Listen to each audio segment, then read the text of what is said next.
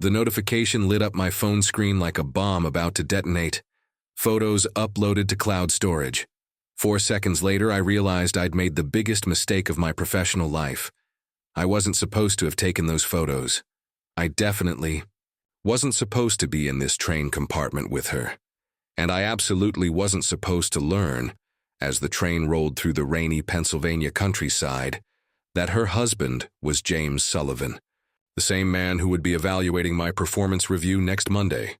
My name is Michael Reeves, and in less than 6 hours, I went from being a rising corporate star to a man with everything to lose.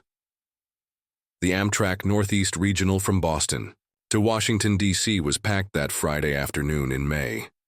I'd spent the week finalizing a critical acquisition deal in Boston, and all I wanted was to collapse into my seat and sleep until Philadelphia, where I'd switch to a local train to my suburban home. The rain pounding the windows matched my mood, exhausted, dreary, ready for the weekend. "Excuse me, is this seat taken?" I looked up to see a woman in her early 30s, dark hair falling just past her shoulders, raindrops still clinging to her coat. Something about her struck me immediately, not just her obvious beauty, but a kind of restless energy that seemed to vibrate around her. "All yours," I said, moving my laptop bag to make room. She settled in beside me, and I caught the scent of her perfume, something expensive and subtle.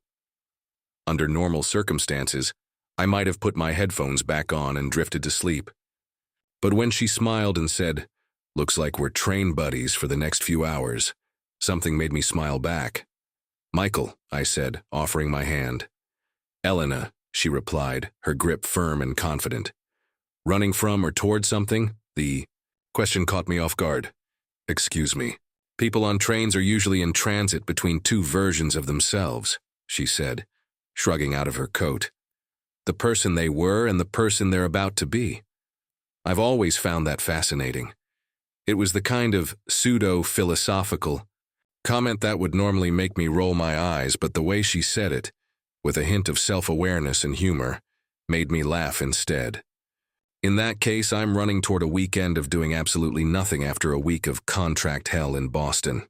She nodded appreciatively. "Corporate warrior. I can always spot them." "That obvious, huh?"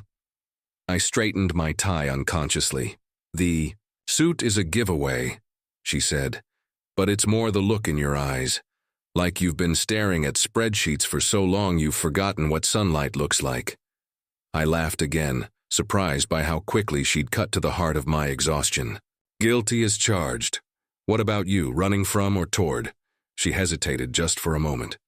"Both, I think. Going home to D.C. after visiting a friend in Boston." Her fingers twisted the gold band on her ring finger. "Though home is complicated right now." "Complicated how?" The question slipped out before I could stop myself. "Sorry, that's none of my business." "No, it's fine." She waved away my apology. "Marriage. 7 years in, and suddenly you're looking across the breakfast table at a stranger wondering how you got there." The train lurched forward as we pulled out of the station, raindrops racing diagonally across the windows. "I'm sorry," I said, meaning it. My own divorce 3 years ago still felt like a fresh wound sometimes. "Don't be. It's just one of those phases, you know. At least that's what I keep telling myself." She glanced at me. "You married?" I shook my head. "Divorced. 3 years now." "And? Better on the other side?" "Different," I admitted. "Lonely sometimes, but honest." She nodded slowly, as if weighing my words. "Honest sounds appealing right about now." There was something in her tone that made me look at her more carefully. She was beautiful, yes, but there was a vulnerability there too, a hairline fracture in her confidence that made her seem suddenly real and three-dimensional. The train picked up speed, the rhythm of the tracks creating a bubble of privacy around us. Outside, the Massachusetts landscape blurred past, but inside our compartment, time seemed to slow down. "So what kind of corporate warrior are you exactly?" she asked, changing the subject. "Mergers and acquisitions for Pinnacle Partners.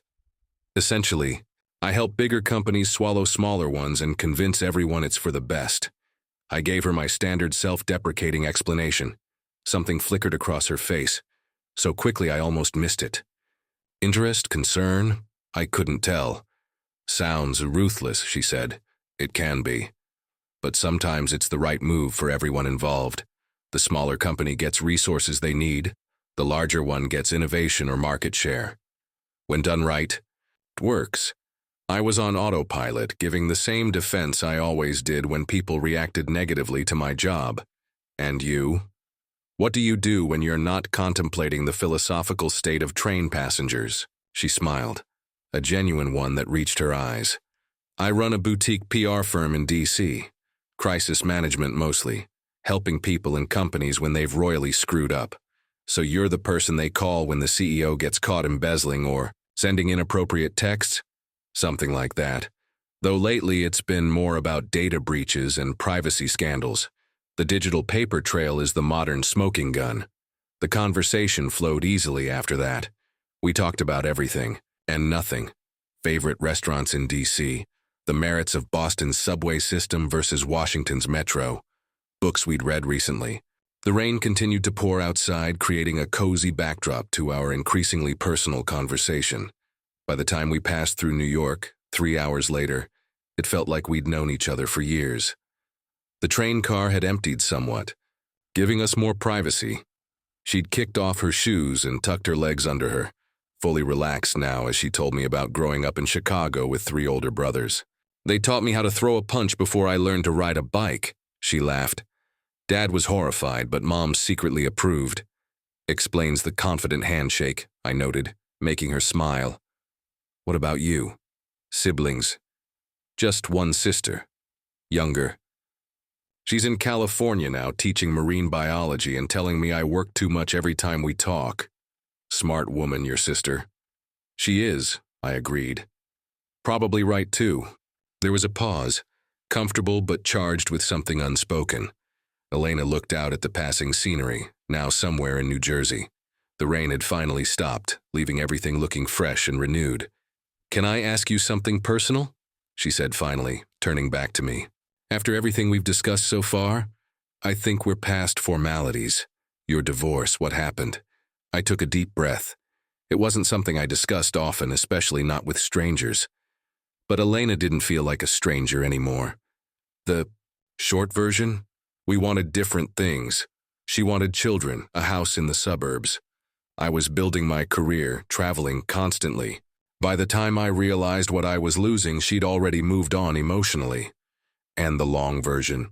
The long version is that I was a workaholic who thought providing financially was the same as being present. Classic mistake. By the time I understood the difference, she was sleeping with her yoga instructor. Elena winced. Ouch. Cliché much? Oh, it gets better. His name was actually Chad. She burst out laughing and I joined in, surprised at how good it felt to laugh about something that had once caused me so much pain. What about you? I asked when our laughter subsided. You said home is complicated. What does that mean exactly, Yao? Sighed, twisting her wedding ring again. My husband is successful, powerful, the kind of man who fills a room just by entering it. Sounds intimidating. He can be. When we met, that confidence was magnetic. Now it just feels... She searched for the word suffocating. He has very specific ideas about how things should be, including me. And how should you be according to him? Perfect, she said simply. The perfect wife, the perfect hostess, the perfect PR for his perfect career.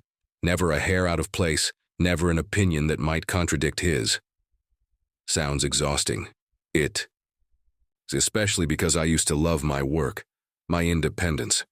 Now I feel like an accessory to his life rather than a partner in it. Have you talked to him about it? She gave me a look that made me feel naive. You don't just talk to James, you either agree with him or you're wrong. James sounds like a real prince, I said dryly. He has his moments. But lately? She trailed off, then squared her shoulders. Actually, there's something I haven't told you. This trip to Boston? It wasn't to visit a friend. It was to consult with a divorce attorney who doesn't run in the same circles as my husband. I'm planning my exit strategy. The confession hung in the air between us. I felt honored by her trust and unsettled by her intensity all at once. "That's a big step," I said finally. "The biggest and terrifying. James doesn't lose gracefully." "Is he dangerous?" I asked, suddenly concerned. "Not physically, but he has connections everywhere, influence, the kind of man who could make sure I never work in my field again if he wanted to. That's still abuse, Elena, emotional and financial." She nodded slowly.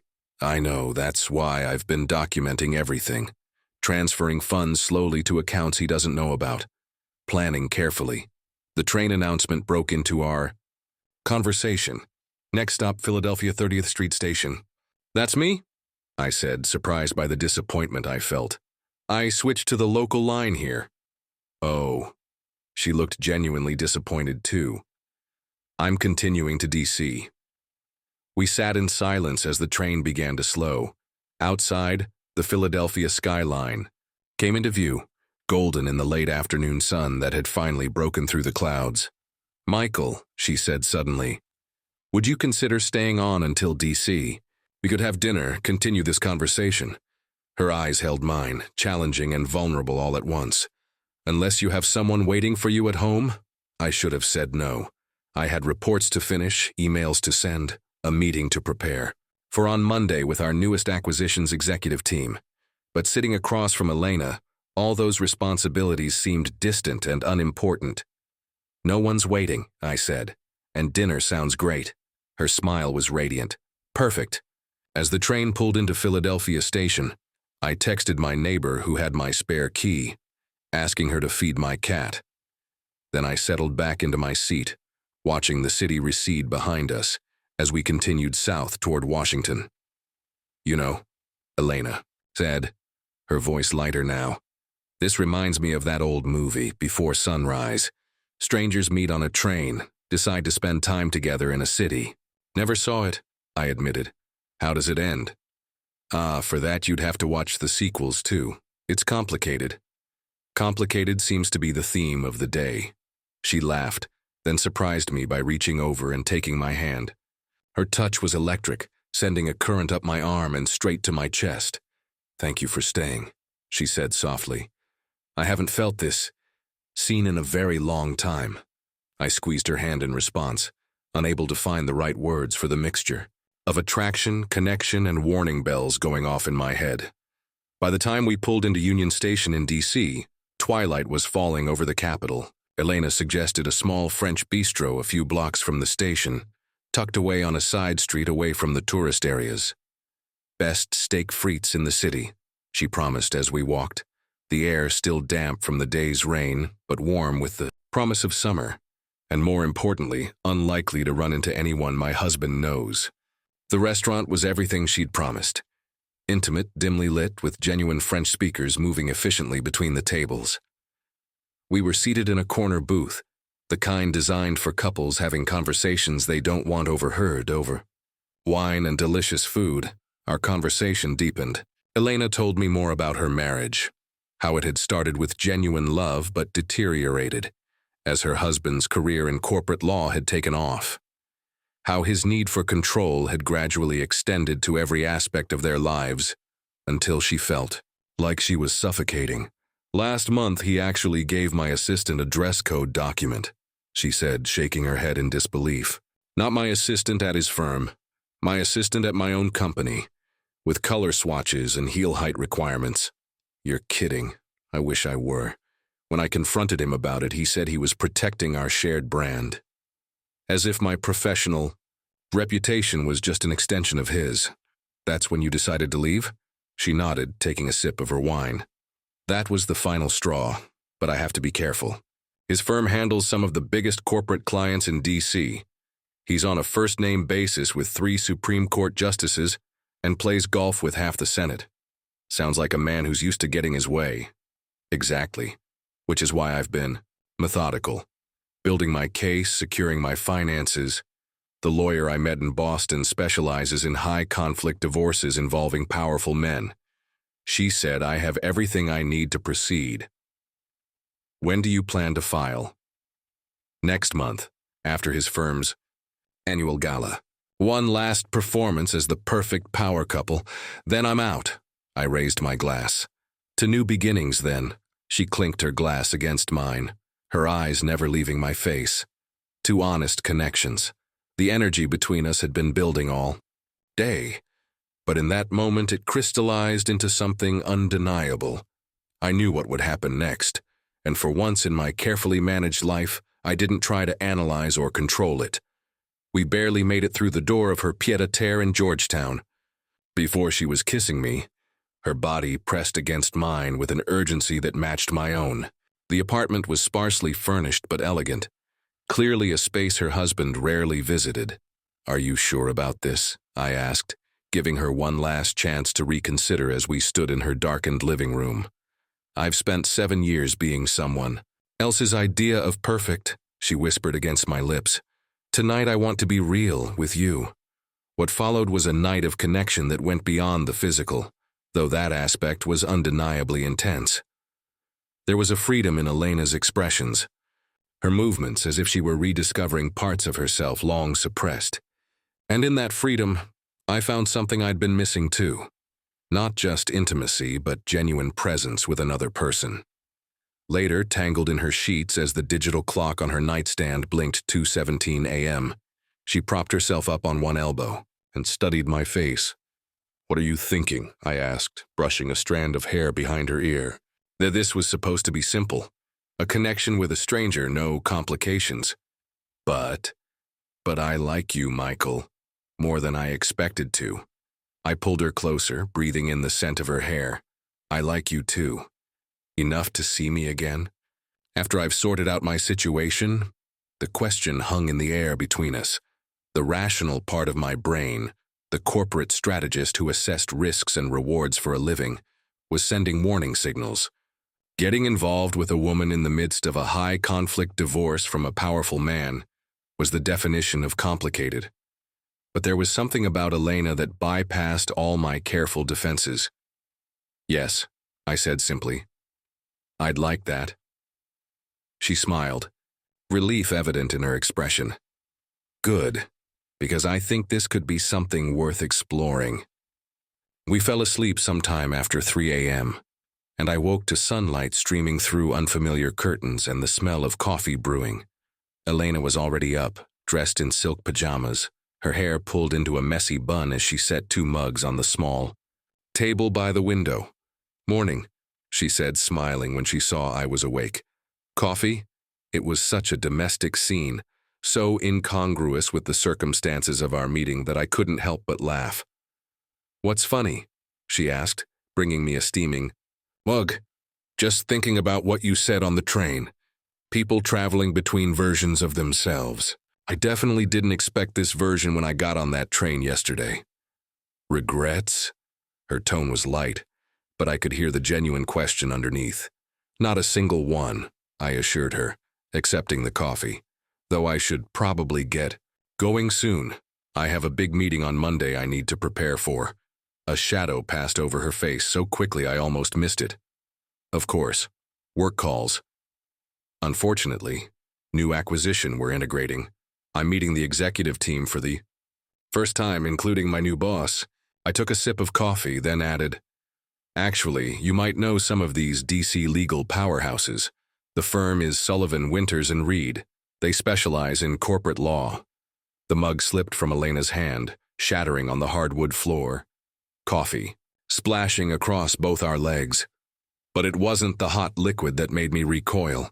It was the look of absolute horror on her face. "Did you say Sullivan?" she whispered. "Yes, Elena, what's wrong?" She backed away from me, her face draining of color. "What's your position at Pinnacle exactly?" "Senior Director of Strategic Integration." "Why? And this meeting on Monday?" "Who exactly are you meeting with?" A cold feeling began to spread through my chest. "The managing partners, including the head of their M&A division. A James Sullivan." Elena's hand flew to her mouth. "Oh my God. Elena, what?" "James Sullivan is my husband," she said, each word falling like a stone between us. "The husband I'm planning to divorce. The husband I just cheated on. With you." The revelation hit me like a physical blow. "James Sullivan. The corporate shark whose reputation for brilliant but ruthless deal-making was legendary in our industry. The man who would now be overseeing my department after our companies merged.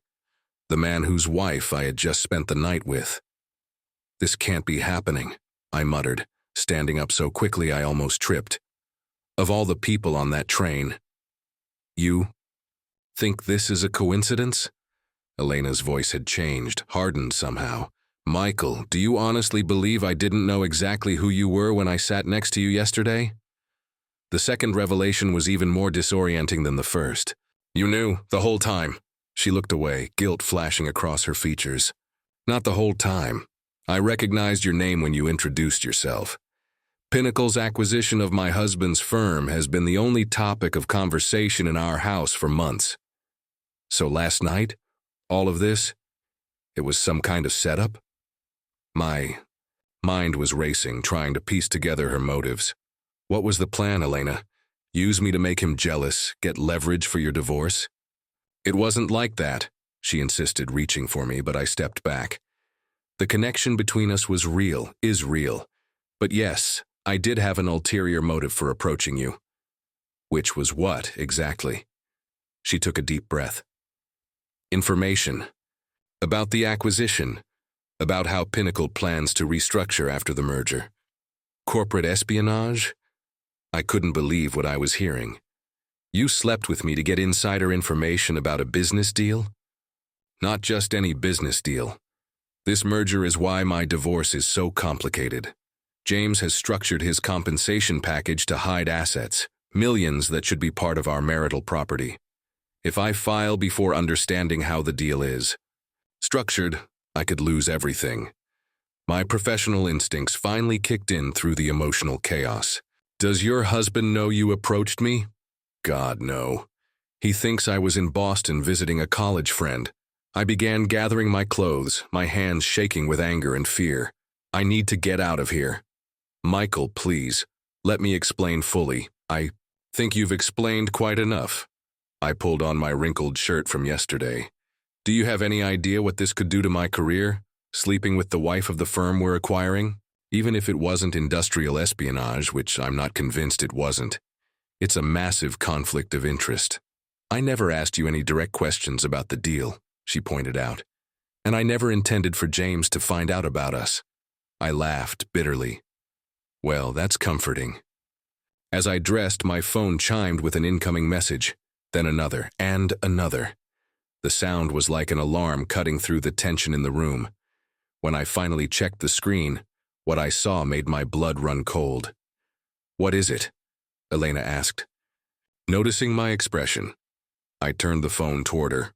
On the screen was a notification from my cloud storage app. "Auto upload complete. 43 new photos added to your album." Below it was a preview of the most recently added image. Elena and me, clearly visible in her bed. Time-stamped, just a few hours ago. "My phone," I said numbly. "It must have automatically uploaded from my camera roll to my cloud storage." "I don't understand. Did you take photos of us?" Her voice rose in panic. "No, of course not." I scrolled through the notifications. "But it looks like someone did." Elena grabbed the phone from my hands, her face paling further as she swiped through the preview images. "These are from my bedroom. These are from last night." "Is there a security camera in your room?" I asked, trying to make sense of it. "No, I mean, James installed a security system. But I disabled it months ago when I realized he was using it to monitor me remotely." She looked up, horror dawning in her eyes. "Unless he installed new ones I don't know about." The implications hit both of us simultaneously. If James Sullivan had indeed been monitoring his wife's apartment, then he already knew she'd been unfaithful. Worse, he knew it was with me, his new subordinate. "I have to delete these," I said, taking the phone back and frantically navigating to my cloud storage. But when I tried to log in, the password I'd used for years was rejected.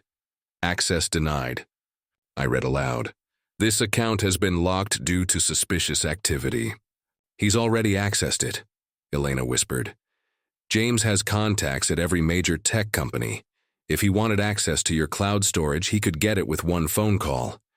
I sank onto the edge of the bed, my professional life flashing before my eyes. I'm finished. My career is over. Not necessarily, Elena said, a new determination in her voice. We need to think strategically. James is calculating, not impulsive. He won't expose you publicly. That would risk exposing his own dirty laundry in the process. What do you mean? The merger. If it got out that the head of M&A at Sullivan was spying on his wife and blackmailing a Pinnacle executive, the shareholders would revolt. No, he'll approach you privately. Leverage this for concessions. What kind of concessions? Information about Pinnacle's true integration plans, preferential treatment for his allies in the firm. Maybe even your resignation once the deal is finalized, clearing the path for his own people. The corporate strategist in me recognized the logic of her assessment. So I'm supposed to just wait for the axe to fall? Go into that meeting on Monday, knowing he has these photos? No, Elena said firmly. We need to get ahead of this, control the narrative. How exactly do we do that? She paced the room, her PR crisis management instincts clearly kicking in. First, we need proof that he's spying on me. That's illegal and would give us leverage. And then what, blackmail him back? This isn't a game, Elena. These are our lives. I know that, but James only responds to power. If we go in weak, he'll destroy us both. The us gave me pause. Despite the deception, despite the complete disaster unfolding around me, I still felt drawn to her, still wanted to believe the connection we'd formed was genuine. Fine, I said finally. Where do we start? Over the next several hours, Elena and I transformed from lovers to reluctant co-conspirators. She methodically swept the apartment for surveillance devices, while I tried unsuccessfully to regain access to my cloud storage. By mid-afternoon, she had found 3 cameras I hadn't noticed the night before, one disguised as a smoke detector in the bedroom, another hidden in an air vent in the living room, and a third in the bathroom light fixture. He's been watching everything, she said, disgust evident in her voice as she placed the disabled cameras on the coffee table. Probably for months. Can you prove they're his? Better than that, I can prove he accessed them remotely. She showed me her laptop screen, where she'd pulled up the network access logs for her home system. See these IP addresses? They track back to his office at Sullivan. He's been logging in regularly, including last night at 11:43 p.m. It was damning evidence, proof of both illegal surveillance and the fact that he knew about our encounter in real time. But it still didn't solve our immediate problem. So we have proof he's spying on you.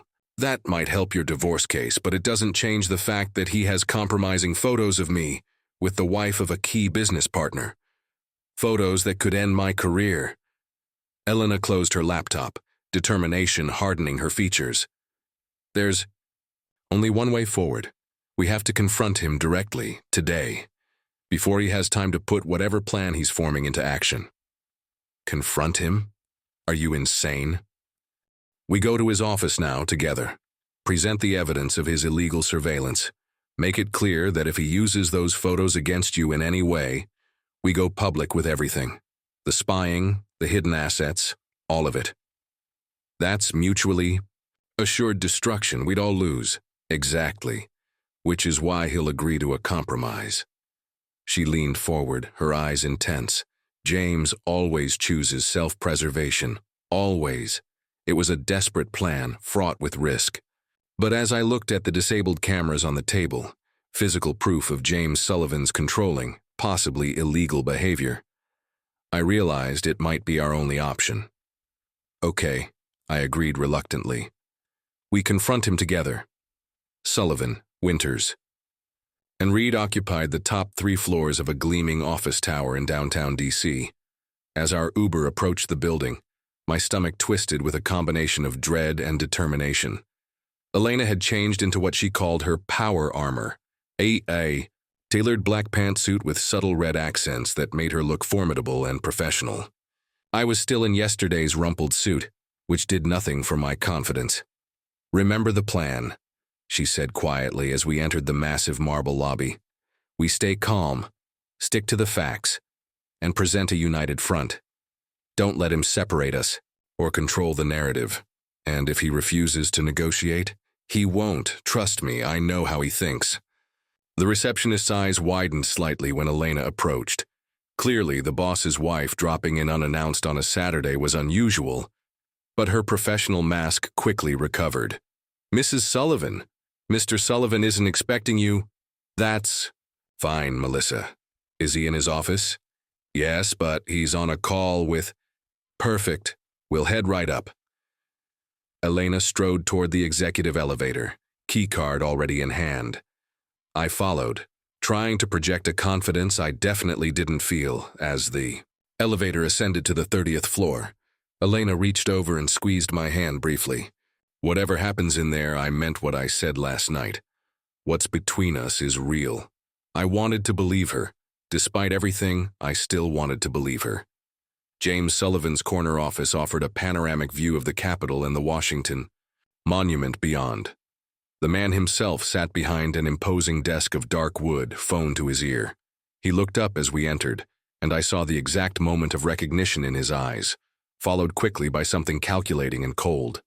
"I'll have to call you back," he said into the phone, then hung up without waiting for a response.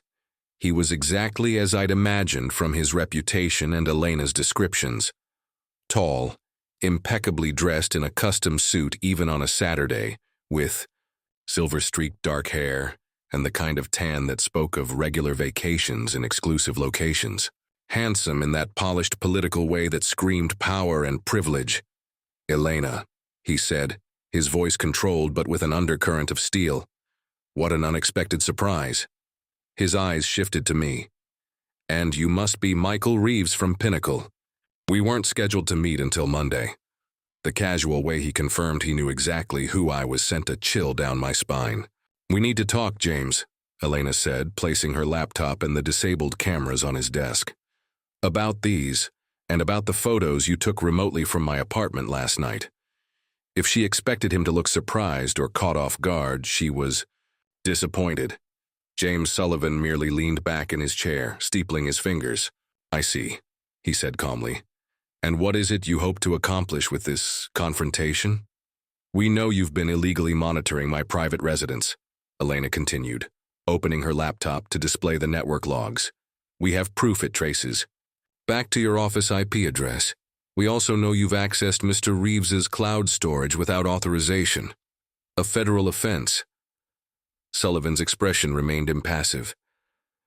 "Interesting allegations, though I'm curious why Mr. Reeves is involved in what appears to be a martial dispute." His gaze shifted to me, calculating and cold. "Unless there's something I should know about your relationship with my wife." Before I could respond, Elena pressed forward. "Don't play games, James. We know you have the photos. We know you planned to use them as leverage. So let's cut to the chase. What do you want?" For the first time, Sullivan smiled, a thin, humorless expression that didn't reach his eyes. "What makes you think I want anything?" "Because that's who you are," Elena shot back. "You never make a move without an angle." Sullivan stood slowly, buttoning his suit jacket in a deliberate motion that somehow felt threatening despite its subtlety. "You're right about one thing, Elena. I never make a move without an angle." He walked to the window, gazing out at the DC skyline. "But you're wrong about my motives." He turned back to face us. "I've known about your Boston lawyer consultations for months, just as I've known about your secret bank accounts and your little exit strategy." Elena paled but held her ground. "Then you know our marriage is over." "Oh, I accepted that reality long ago," Sullivan said dismissively. "What concerns me is the damage you seem determined to inflict on my professional reputation in the process." "I never—" "Don't," he cut her off sharply.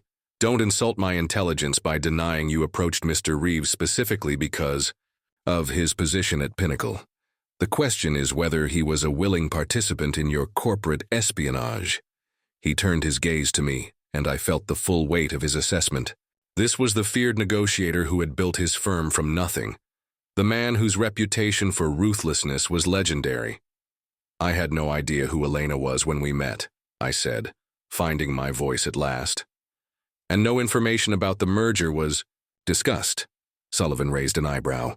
Yet you spent the night with a stranger you met on a train, a woman wearing a wedding ring. That shows either remarkably poor judgment or a concerning lack of ethics. Neither quality is one we value at. Sullivan, Winters, and Reed. We're getting off track, Elena interjected. The issue here is your illegal surveillance and unauthorized access of Michael's personal accounts. Sullivan shrugged. Allegations that would be difficult to prove in court, especially against a firm with our litigation resources. He returned to his desk and sat down. But I'm not interested in legal battles that would damage all of us. I'm interested in a clean resolution. What kind of resolution? I asked cautiously. Simple. Elena gets her divorce.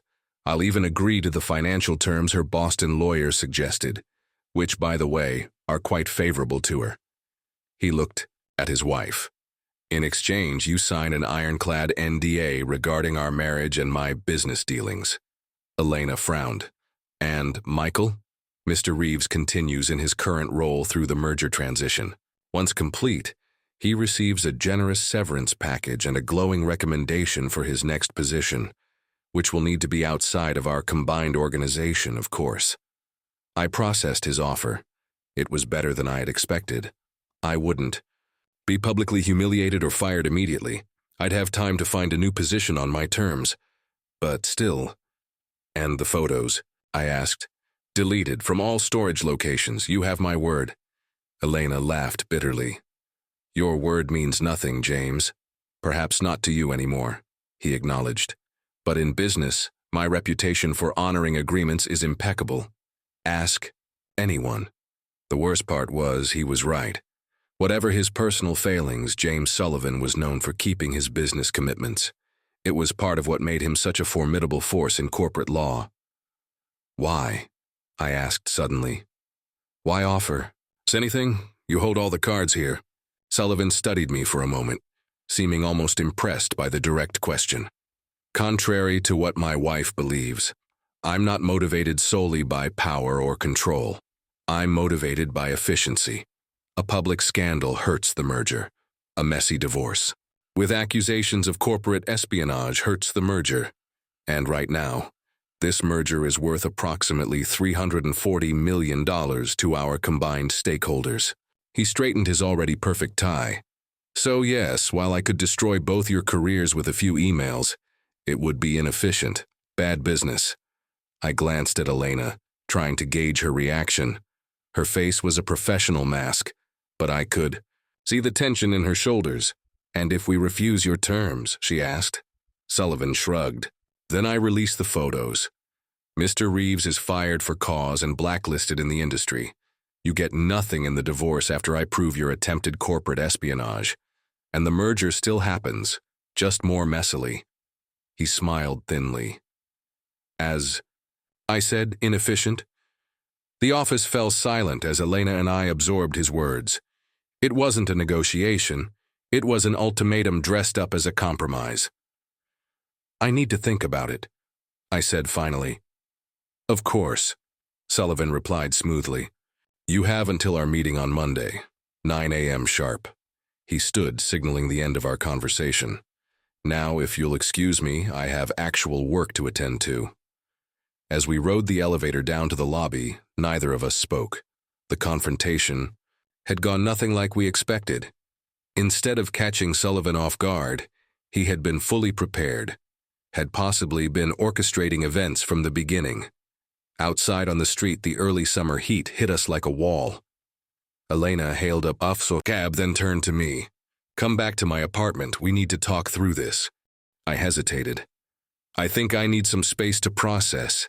This is my career we're talking about. Pain flashed across her face, quickly replaced by understanding. Of course. I'll text you later.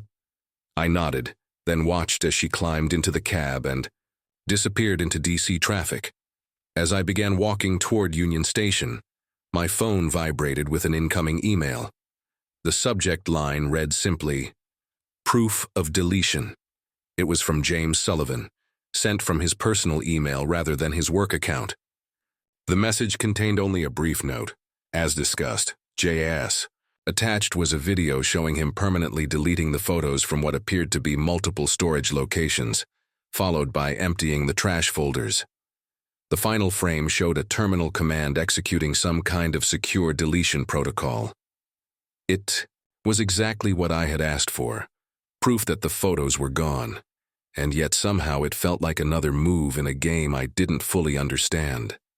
Sunday passed in a blur of anxiety and indecision. Elena texted several times, her messages growing, increasingly concerned when I responded with only brief acknowledgments. I needed time to think, to weigh my options without her influence. By Monday morning, I had made my decision. I arrived at Sullivan, Winters & Reed at 8:30 a.m., half an hour before my scheduled meeting. The receptionist, Melissa, I remembered, from Saturday, greeted me with professional courtesy, giving no indication that she knew about the weekend's drama. "Mr. Sullivan asked to see you in his office before the general meeting," she informed me. "He said to send you right up when you arrived." As I rode the elevator to the 30th floor, I mentally rehearsed what I would say.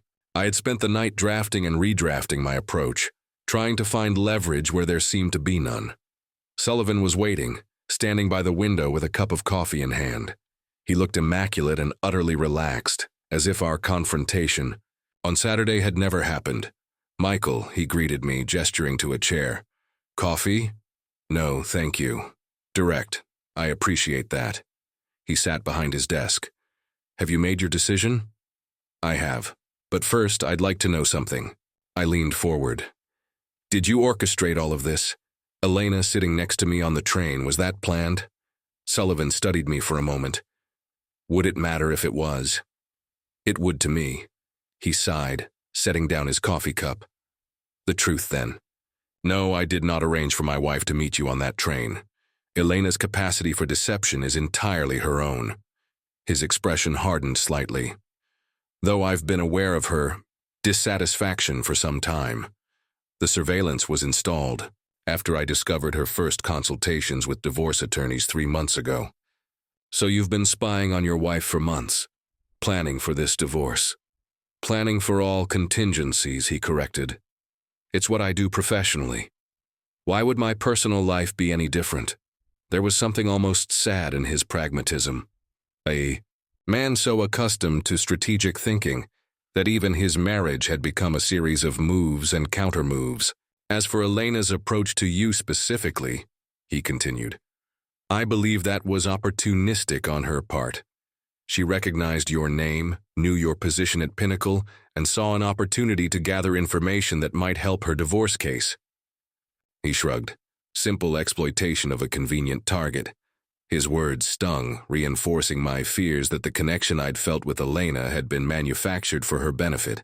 "Now," Sullivan said, returning to business, "your decision?" I took a deep breath. "I want 3 things. First, written confirmation that all surveillance of Elena's apartment has been permanently disabled." Sullivan raised an eyebrow but nodded. "Reasonable." "Second, I stay through the merger transition as agreed, but with no reduction in authority or responsibilities. I complete the integration properly for the benefit of both organizations." "And third?" "Third, when I do leave, I receive 18 months severance instead of the standard 12, plus accelerated vesting of my equity in Pinnacle." Sullivan leaned back, studying me with new interest. "You surprise me, Mr. Reeves. I expected demands. About Elena, not about business terms." "This is business," I replied coolly. "My relationship with your wife, whatever it was or wasn't, is separate from my professional responsibilities." A thin smile played at the corners of Sullivan's mouth. "Very well. Your terms are acceptable, with one addition of my own. You have no further contact with Elena during the transition period, professional or otherwise. It was the condition I had expected, and the one that had kept me awake last night. Could I agree to never see or speak to Elena again? After everything that had happened, should I even want to?" "Agreed," I said finally. Sullivan stood and extended his hand. "Then we have a deal. I'll have the paperwork drawn up today." As I shook his hand, I couldn't help but feel I had just made a bargain with a devil. But at least it was a devil I understood. One, motivated by business efficiency rather than personal vengeance. "The merger team is gathering in the main conference room," Sullivan said, glancing at his watch. "Shall we join them?" The next 3 hours were surreal. I sat in a room with 20 executives from both firms, discussing integration timelines and synergy opportunities as if I hadn't spent Saturday night in a confrontation with our new parent company's most powerful partner. Sullivan was the epitome of professional courtesy, introducing me as Pinnacle's integration expert and deferring to my expertise on several occasions. It was only when the meeting ended and people began filing out that I noticed Elena standing in the doorway. She was dressed in full professional mode. Another power suit, hair perfectly styled, makeup flawless. Only the slight pallor of her skin and the shadows under her eyes hinted at her emotional state. "Excellent presentation, Michael," Sullivan said loudly enough for everyone to hear. "I think we're all confident in the transition plan you've outlined." He glanced toward the door, acknowledging his wife with a cool nod. "Elena, didn't expect to see you here today." "I had a meeting with the PR team downstairs," she replied, her voice steady. "Thought I'd stop by to say hello." Her eyes found mine briefly, questions evident in her gaze. I looked away, gathering my papers into my briefcase. Sullivan's condition had been clear. No contact with Elena, starting immediately. "If you'll excuse me," I said, standing. "I have a follow-up call with the IT teams." I walked past Elena without making eye contact, feeling her gaze on me as I left. In the elevator down to the lobby, my phone buzzed with a text from an unknown number. "What did he offer you?" "We need to talk. E." I deleted the message without responding, then blocked the number. Whatever connection we had shared on that train and in her apartment was over. I had made my choice. Professional survival over personal entanglement. The next 6 months were the most challenging of my career. Integrating 2 complex organizations would have been difficult under the best circumstances. Doing it while avoiding any contact with Elena and maintaining a professionally cordial relationship with James Sullivan required a level of compartmentalization I hadn't known I possessed. True to his word, Sullivan honored our agreement. I retained full authority over the integration process.